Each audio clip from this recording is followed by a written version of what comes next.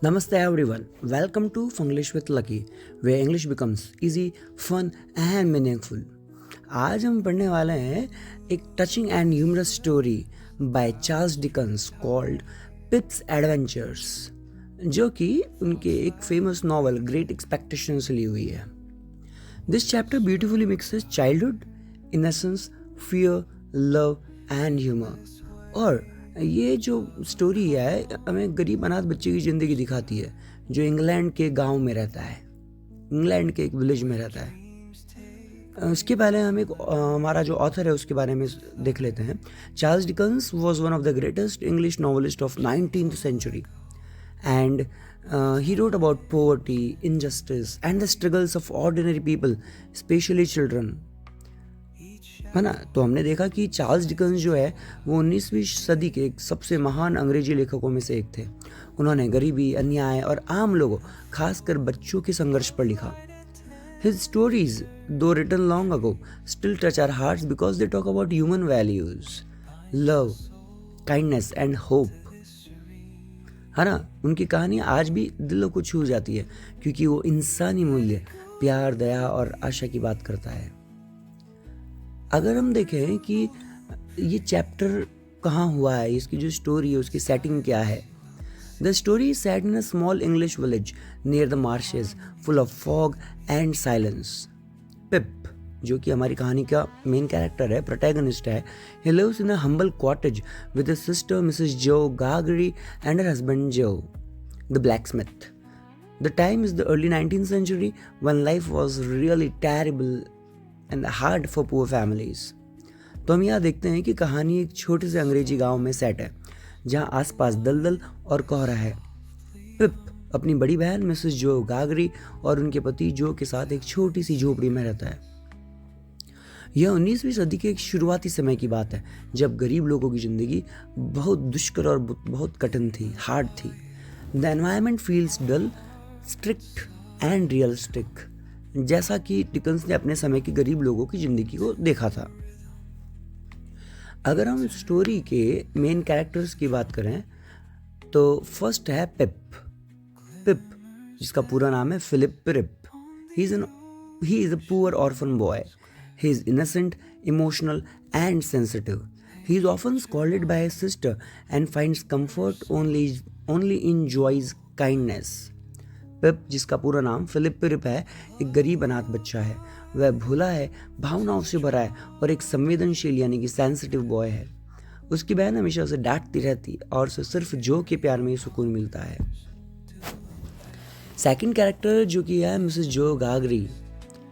She is Pip's elder sister. She is strict, proud and short tempered.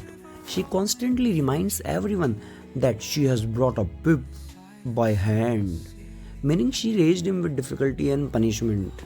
है ना. हम क्या देख रहे हैं यहाँ पर कि मिसेस जो गागरी पिप की बड़ी बहन है. वो कठोर, घमंडी और गुस्से वाली है.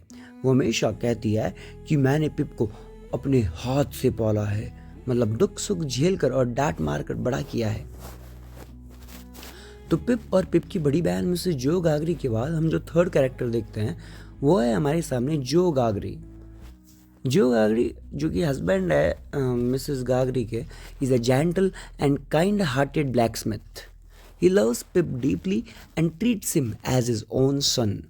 ही represents goodness and simplicity in the story. तो क्या देखते हैं हम जो गागरी के बारे में यहाँ पर कि जो गागरी मिसेस जो के पति एक दयालु और मासूम लुहार है. वो पिप से बहुत प्यार करते हैं और उसे अपने बेटे की तरह मानते हैं.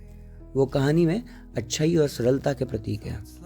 तो चलो बिना टाइम वेस्ट किए अब हम देखते हैं कि what is the summary of this story. The story begins with pip returning home after visiting the church yard. है ना. कहानी कब शुरू होती है जबकि पिप कब्रिस्तान से घर लौट रहा होता है जहाँ उसकी मुलाकात एक भागे हुए कैदी से होती है ना. He had met a scary escaped convict there. He is frightened, वो डरा हुआ है क्योंकि उसको पता है कि दीदी is angry, sister will be angry now. तो जब वो घर पहुंचता है, when he reaches home, Joe tells him that Mrs Joe has already gone out several times looking for him with her cane. Cane का नाम क्या दे रखा है? Tickler. And that is never a good sign. है ना। जब वो घर पहुंचता है तो जो यानी कि उसका जीजा बताता है कि दीदी है ना तुम्हें ढूंढने के लिए कई बार बाहर गई थी, हाथ में टिकलर लेकर, और इसका मतलब है कुछ ना कुछ बुरा। चलो, सून मिसेस जो स्टॉर्म्स इनटू द हाउस, है ना, गुस्से से घर में घुसती है और पिप पर चिल्लाने लगती है, start shouting Pip's name. She scolds him harshly, भाई इतनी बुरी तरह से डांटती है, for going to the churchyard and complains that मैंने तुम्हारे लिए ये किया है वो किया है, I have sacrificed a lot to raise you. तो जो जीजा है Joe tries to calm her down, शांत, but fails. Pip stands silently, terrified, staring sadly at the fire. He feels helpless, guilty, and he is thinking about the convict, है ना, वो कैदी, he promised to help.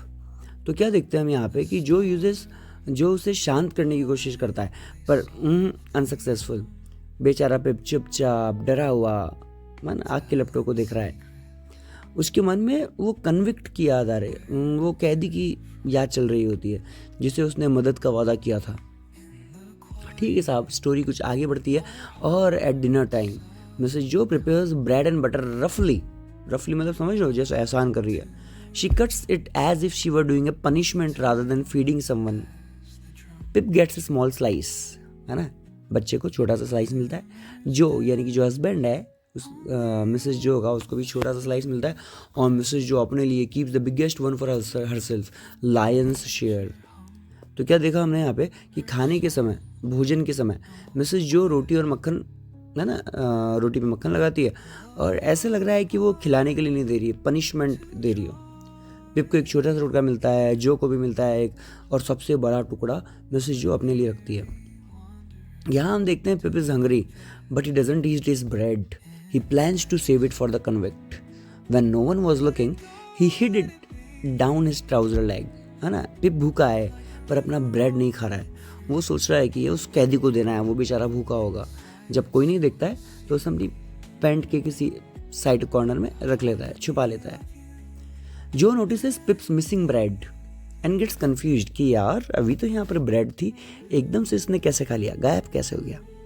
Mrs जो बड़ी बहन है वो भी सस्पिशियस होती है, उससे क्वेश्चन करने लगती है। तो जो अपने इनोसेंट वे में क्या बोलता है, पिप, ए भाई Pip, old chap, cough it up if you can, manners is manners but still health is your health. जो है ना, देखो हमने क्या देखा यहाँ पे कि जो देखता है कि पिप का ब्रेड गायब है और हैरान हो जाता है, मिसेस जो को भी शक होने लगता है। तो जो प्यार से कहता है, पिप बच्चे अगर गले में कुछ अटका है ना तो खांसी मार दे, अदब अपनी जगह हो पर सेहत अपनी जगह। तो this line adds humour and shows Joe's caring nature, कि हाउ केयरिंग हिज जीजा was despite his simplicity. Joe understands kindness better than anyone else. ये लाइन है ना, मजेदार भी है और प्यार भरी भी है। जो भले ही कितना ही सिंपल हो लेकिन दया और प्यार का असली मतलब वही समझता है। तो बस स्टोरी यही खत्म होती है। The story ends with pip feeling guilty and scared, but also comforted by Joe's love. It shows that even in a strict and harsh home, kindness can still shine. है ना, कहानियाँ खत्म होती है कि पिप डरा हुआ है और परेशान है, लेकिन जो का प्यार जो है उससे उसे तसल्ली मिलती है। ये दिखाता है कि कठोर परिवार में भी दयालु दिल चमक सकता है ना, काइंडनेस कैन स्टिल शाइन। अब हम देखते हैं कि किस तरह का टोन है चैप्टर में और एटमॉस्फेयर कैसा है। The tone of the story moves between fear, humour and tenderness. और मिसेस जो का हार्शनेस जो है वो टेंशन क्रिएट करता है, जबकि जो का जो जेंटल बिहेवियर है दैट एड्स इमोशनल वार्मथ। तो we can say the atmosphere is realistic, emotional and full of contrast, जैसा कि हम जो और मिस्टर जो एंड मिसेस जो के बीच में देख सकते हैं। अगर हम देखें कि चैप्टर की थीम क्या है तो वी कैन से चाइल्डहुड है, इनोसेंस है, क्रूल्टी एंड काइंडनेस है, पोवर्टी एंड स्ट्रगल है, गिल्ट एंड कंसाइंस है, कंसाइंस मतलब अंतरात्मा की आवाज़, फैमिली एंड लव है। ऑलराइट, अगर हम आगे बढ़ें कि व्हाट इज़ द मैसेज और मॉरल ऑफ द स्टोरी, बहुत प्यारा सा मैसेज है। The story teaches us that love and patience are stronger than anger and punishment. Every child deserves kindness and understanding, not fear.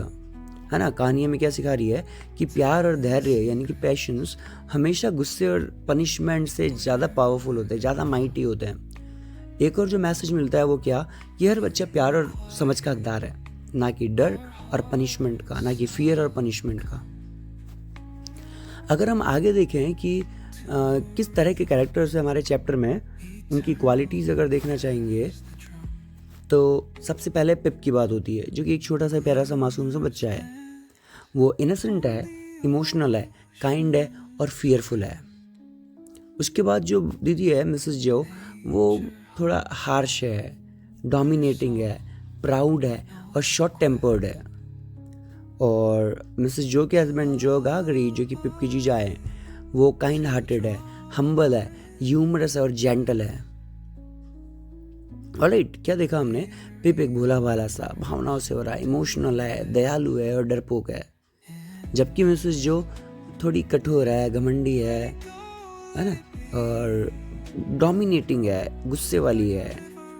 और जो जीजा है जो गागरी, वो दयालु है, नम्र है, मजेदार है और कोमल दिल वाला है।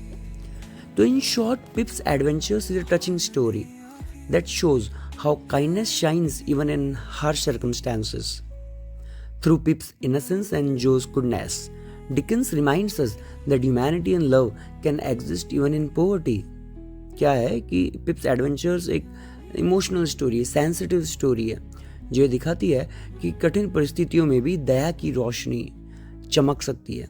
पिप की मासूमियत और जॉ की अच्छाई के जरिए डिकन्स हमें बताते हैं कि इंसानियत और प्यार गरीबी में भी जीवित रह सकती है।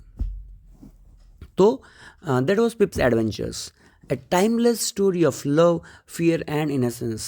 If you liked this explanation, don't forget to like, share, comment and subscribe, because here English is always fun. Fun plus English is equals to Funglish. Bye bye, take care.